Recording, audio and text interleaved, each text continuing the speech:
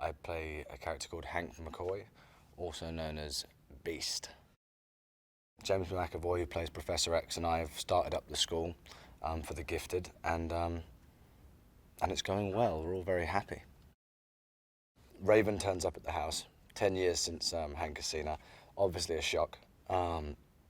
Doesn't quite know how to handle himself, as always, when he's around her. And he sees it as an opportunity to kind of help get her on side with what he's kind of aiming for, which is to convince Charles that the X-Men are necessary, and to have this kind of this unit that can fight and go out and help and protect.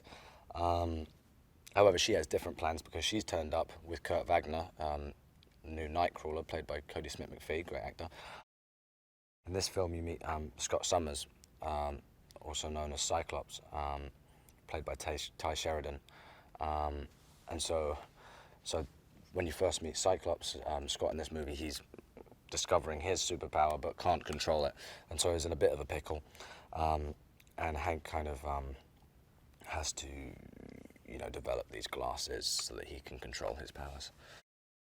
So you have Ben Hardy playing Angel, who's obviously, you kind of have two forms of Angel in this movie. You have kind of standard Angel and then Apocalypse Archangel sort of thing, when he becomes, his wings turn metal and can fire blades and do all sorts of cool stuff. You have Olivia Munn playing Psylocke, who has like a big blade hand that can kind of cut through stuff. I don't fully understand what it's made of, but she can like grow like blades and stuff for her hands. And then you have Alex Shipp, who is playing Storm, who obviously we know from other X-Men movies, ends up kind of being part of the X-Men. But when you first meet her in this movie, she is recruited by Apocalypse to try and clean up.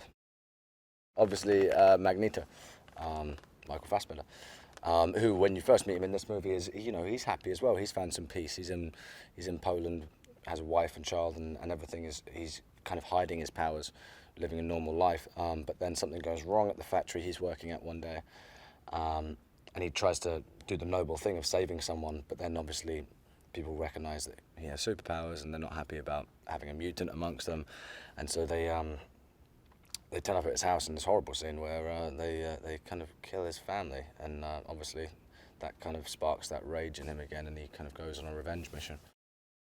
They're a really fun bunch and talented actors, and it's exciting to see these characters come back to life as well. Apocalypse is played by Oscar Isaac, obviously an incredible actor. Ex Machina, Inside Llewyn Davis, just countless brilliant movies. The time displacement and jumping back and forth and all that, it was quite incredible. So obviously they have to step up to the plate on this one. So obviously bringing in Apocalypse, but then also starting these new stories of creating these iconic characters from a younger age, bringing them into the film. And then also, I mean, we've started shooting the third act, not a whole lot of it yet, but we started shooting it, and from what I've heard, a lot of talk around set about the previs and what the stunt team have planned and all these things. That final kind of third of the movie is going to be spectacular and bigger than anything ever attempted on an X-Men movie so far, just in terms of what Magneto's doing, what Apocalypse is doing. We end up in Cairo, they're building pyramids out of stuff, we're like all fighting. There's quite some incredible stuff to come from that, I think. The sets are incredible. It always helps you a lot as an actor to have a good set to work on. The one that I've been most impressed with, actually, strangely so far, is the mansion set. Well, it's exciting what Simon Kinberg and Bryan Singer and everyone have created in terms of the characters, how our characters are developed through the movies.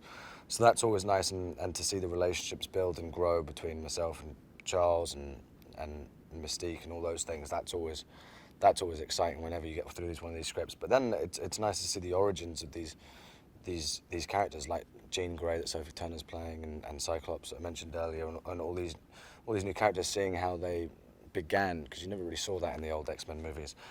So it's exciting to be part of that development. Louise is fantastic. She's such a phenomenal costume designer. As you can see, I'm dressed in baggy 80s suits and clothes, which she kept on laughing at me. Oh, I've got cool socks as well. I don't know. if you can see those, just in case I don't make them in the movie. And this great 80s, can I see a calculator watch as well? Comes in very handy. Yeah, she's always on point with her costumes, Louise, in terms of making them not look too distinct to the era, making them work for the era, but also, you know, working for the characters. So my costumes are always very fortunate with, and particularly the Beast ones as well. So we end up in a couple of different outfits in this. Kind of a battle suit at one point when we're going into the final sequence, and then right at the end of the movie, you get to see the beginning of kind of the classic X-Men outfits. In terms of the Beast makeup, it's similar. I have a new muscle suit which is lighter weight, thankfully, so it's not so hot. Thank you to Dawn at Legacy for that. And apart from that, it's a very similar style makeup to the last movie. You know, the makeup guys, they're brilliant. Mike and Scott and Alexi, they're all really skilled artists, to be honest with you. They can create wonderful stuff, and they sit there for a couple of hours in the morning, we chat and listen to music and stick it on my face. And you know, everyone, a lot of the producers and people have commented on the fact that it's moving, the mask is moving a little bit better this time around in the film. I think maybe the rubber that they're using is slightly softer, so it's easier to be more expressive with it, which is useful. And yeah, it's like without the muscle suit and costume, it's about 2 hours for the actual head stuff to be done. Yeah.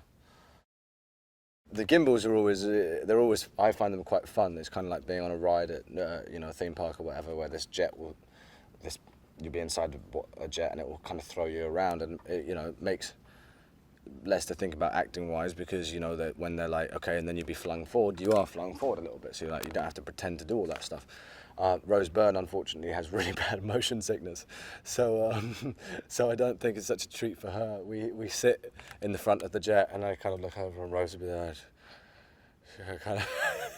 She handles it like an absolute champ when she's awake, because she also spends a lot of the time, both of us do, to be fair, spend a lot of time asleep in the jet, because we're kind of, a lot of the time the scene will be happening behind us with the rest of the cast, and they'll be like doing a dialogue scene, and you won't really be able to see Rose or I.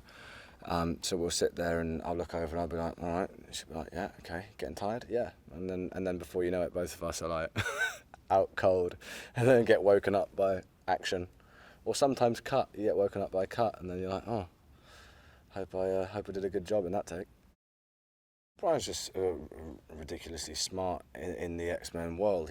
I mean, in life and in the X-Men world, he understands each character's story process and where they're going, and that's the thing. Watching him and Simon Kinberg create these stories, and then really finesse them to each character point, and then but also understanding what the audience wants in terms of huge scale action and disasters and this and that and all those things.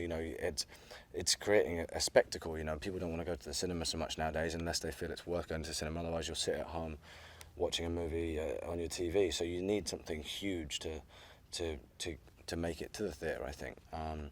And Brian's a master of that. Hopefully, previous fans will still love it and enjoy how the characters and stories are developing, and hopefully there'll be people that see this that haven't seen the old ones and go, oh cool, okay, maybe it's worth checking out the old ones, but also I like this as a standalone movie and they're doing some cool stuff.